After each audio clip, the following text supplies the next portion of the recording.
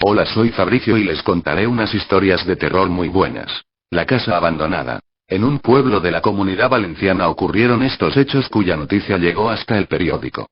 A mí me lo contó alguien del mismo pueblo. 5 chicos se reunieron en una vieja y solitaria casa abandonada en mitad de tierras de huerta con el fin de hacer espiritismo. Lo prepararon todo, comenzaron, y como en cada sesión que se precie, uno de ellos, el portavoz, hizo la cuestión de inicio. Si hay alguien que te moleste aquí, dinos quién es y se irá. El vaso indicó 2 nombres, los dueños de los nombres se miraron sorprendidos y se despidieron de los otros 3. Volverían al pueblo caminando. Ya se verían más tarde. Dejaron a los otros 3 con su sesión de espiritismo y conversaron por el camino. Cuando llevaban unos 100 metros andados escucharon un ruido y se giraron. La casa caía derrumbándose sobre los 3 chicos que se habían quedado en la sesión espiritista. A las 8. El chico en cuestión se llamaba Ángel, no exactamente así, pero casi, obsérvese el significado del nombre. Ángel. Tenía 14 años, y llevaba unos días en el hospital porque vomitaba todo lo que comía y tenía mucha fiebre. En pocos días de enfermedad su cuerpo se había estirado hasta el punto en que sobrepasaba los 2 metros cuando lo metieron en la ambulancia, y tuvieron que flexionar sus rodillas en la camilla. En el hospital le hicieron muchísimas pruebas buscando una causa. La madre sospechaba de un envenenamiento, pero ningún médico supo decir qué tenía. Solo tenía 14 años y no había comido nada en días. Su cuerpo no lo toleraba. El 8 de abril de aquel año, su tía, nerviosa e impaciente porque los médicos llenaban a su sobrino de pastillas y no le curaban ni conseguían averiguar qué le ocurría, decidió irse del hospital y visitar al que fuera su pediatra durante años. La madre salió a dar una vuelta por los pasillos del hospital mientras Ángel hablaba con su hermano y la novia de este. Me voy a morir. No digas eso, le dijo la futura cuñada, aún tienes que venir a nuestra boda. Cuando la madre llegó no quisieron decirle nada y les dejaron a solas. Ángel tomó su reloj, puso la alarma y le dijo a su madre que dejara el reloj sobre la mesilla. La madre se giró, y la alarma sonó. En ese mismo instante a su tía se le bloqueó el volante en la misma puerta del hospital. Un hombre que apareció de la nada le dijo unas palabras muy misteriosas, y acto seguido ella alzó la mirada y el tipo ya no estaba. El hombre y el bloqueo del volante le hicieron reaccionar y salió rauda del coche para entrar de nuevo en el hospital. Cuando llegó a la habitación, todos lloraban. Al sonar la alarma que Ángel había puesto a las 8 el día 8 de abril, su alma abandonó su cuerpo, y su madre lo supo desde el mismo instante en que oyó el primer pitido. Viaje sin conciencia. En los años 70, un par de amigas viajaban por la vieja carretera de Ademuz en dirección a La Eliana, un pueblecito, entonces pequeño, con mucho terreno de chalets para veraneantes. Allí una de ellas tenía una casa y era donde se dirigían. Era por la tarde y conducían con tranquilidad cuando el coche comenzó a hacer cosas raras.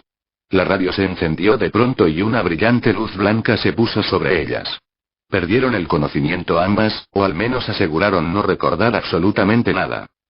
Al despertar estaban en el chalet, dentro del coche. Salieron aturdidas de él sin recordar cómo habían llegado hasta allí, y al salir comprobaron que el coche estaba como loco. El limpiaparabrisas estaba en marcha, los intermitentes se encendían y apagaban.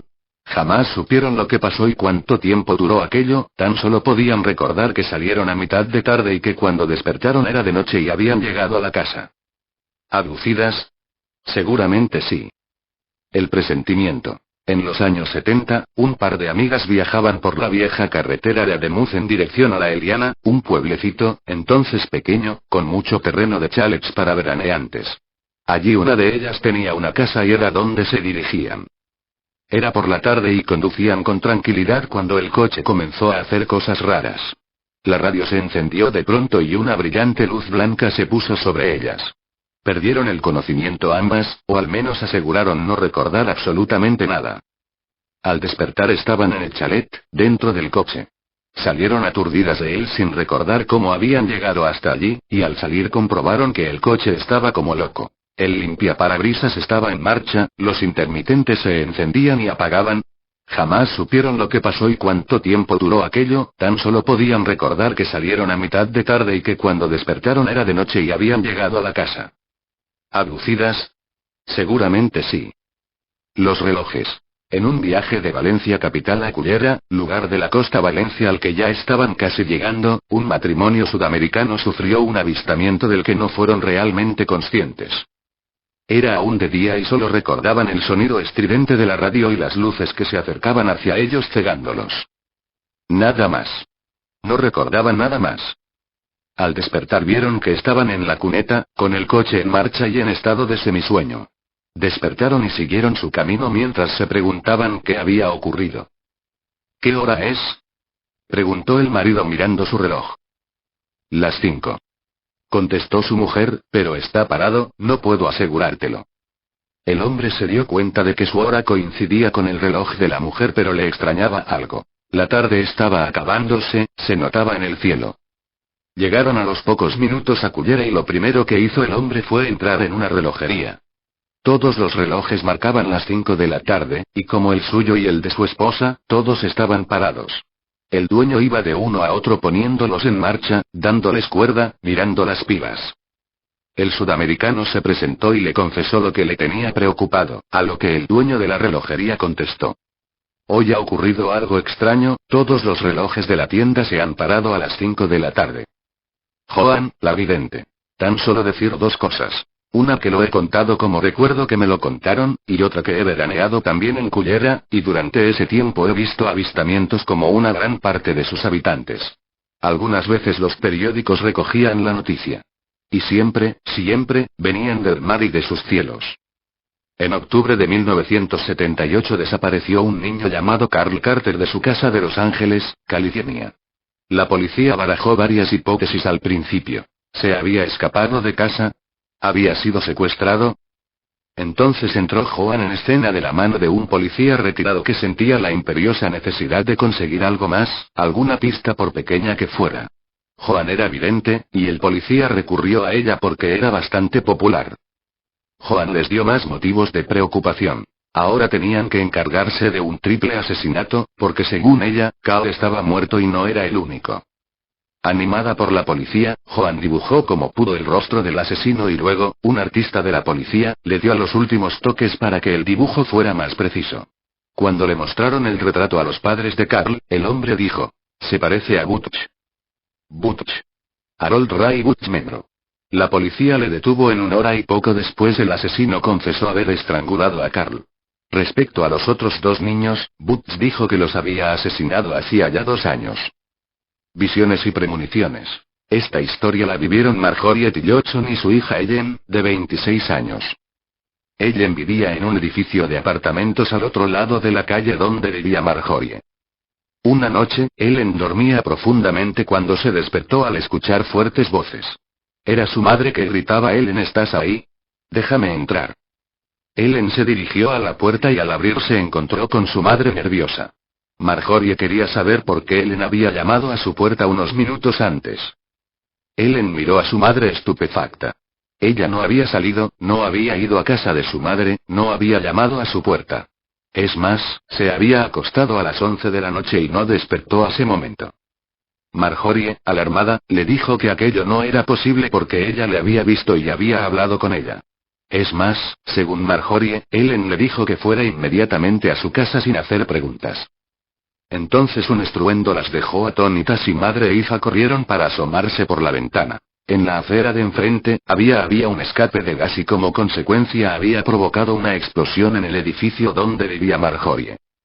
Si en el primer caso Marjorie salvó la vida, aquí de nuevo hay un caso de premonición que, será mejor que leáis la historia. El 20 de octubre de 1966, una niña galesa de 9 años llamada Edil May Jones, le dijo a su mamá que había soñado que iba a la escuela y al llegar vio que el edificio desaparecía, que una cosa negra la había aplastado. Al día siguiente fue a la escuela como de costumbre y 500.000 de toneladas de carbón de desecho se deslizaron sobre el pueblo minero matando a 139 personas, la mayoría niños, y entre ellos Edil. La venganza de Carmen después de la muerte. En 1933 enterraron a una bella joven de solo 20 años llamada Carmen en un cementerio de Ávila, España. La joven, según decían, había muerto en extrañas circunstancias. No se conocía el motivo de su fallecimiento, pero en el pueblo se rumoreaba que había sido su propia hermana mayor, Ángela, la que la había asesinado. Ángela era todo lo contrario a Carmen. Tenía un carácter totalmente distinto, antipático, y además no era bella como Carmen. Parecía constatada la envidia que Ángela tenía por su propia hermana, así que el rumor parecía un hecho más que probable. Y ocurrió que desde el fallecimiento de Carmen, Ángela no volvió a descansar. Se cuenta que el espíritu de Carmen la persiguió implacable en todo momento del día y de la noche, acosándola con aire vengativo, recriminándole su fatal acto, el asesinato del que había sido víctima por su propia hermana. Al parecer, Ángela era la única que podía oír a su hermana, la sentía en su propia cabeza, y cada palabra pronunciada por el espíritu, le retumbaba en el cerebro produciéndole más ansiedad y más pánico. Desesperada por aquel tormento, Ángela enloqueció y se ahorcó en un árbol a los 10 meses de enterrar a su hermana. El hombre en el bosque. Cuando era pequeña, esta chica a la que le ocurrió la historia y su hermano, 2 años menor, solían quedarse solos en su casona familiar mientras sus padres trabajaban. Vivían en el campo, en una casa grande, y uno de esos días decidieron salir a jugar fuera y terminaron paseando por el bosque, al norte del pueblo de donde vivían. Un día ambos niños vieron a un hombre sentado en una piedra. En lugar de tener miedo, la curiosidad les hizo acercarse. Aquel hombre era un anciano que vestía una túnica larga y blanca, igual que su larga barba, que le llegaba hasta el pecho. El hombre les vio y les hizo un ademán para que se acercaran. Los niños, confiados, se acercaron al extraño, y curiosamente se sintieron muy a gusto desde el primer momento, como si transmitiera su propia paz. Sin hablar, el anciano con pinta de profeta, alzó las manos y con gesto de preocupación las posó sobre la frente del pequeño, el hermano menor, de 6 años. Cerró los ojos y murmuró algo que ninguno de los 2 niños pudo entender. Después se alejó de los niños y desapareció en el bosque. Al día siguiente aquel hombre fue encontrado muerto por causas naturales bajo un árbol.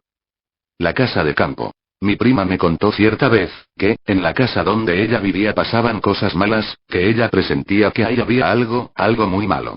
Igual mi tía, que decía que desde que llegó a vivir ahí se sentía intranquila y se enfermaba seguido, que en las noches escuchaba ruidos, como rasguños en la pared, los perros aullaban hasta morir, y a veces cuando mi tía salía a ver qué pasaba, veía la figura oscura de un hombre bajo el zapotal de esa casa.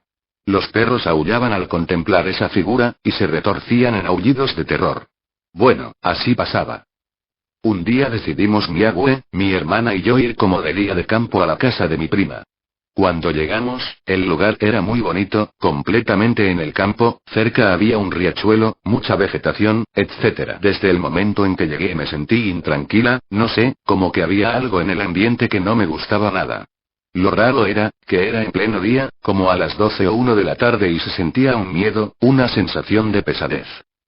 Recuerdo que jugábamos con las Barbies en los lavaderos bajo una covacha, entonces mi prima y mi hermana salieron a traer algo y me quedé sola.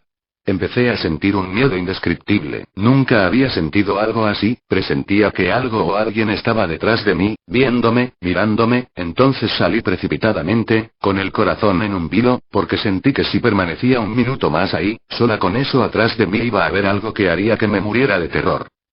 A la semana, mi prima y mi tía abandonaron la casa porque les contaron que ahí otras personas veían al diablo, veían como que había un incendio, escuchaban gritos, y muchas cosas más, y alguien más le dijo que los antiguos dueños de esa casa, y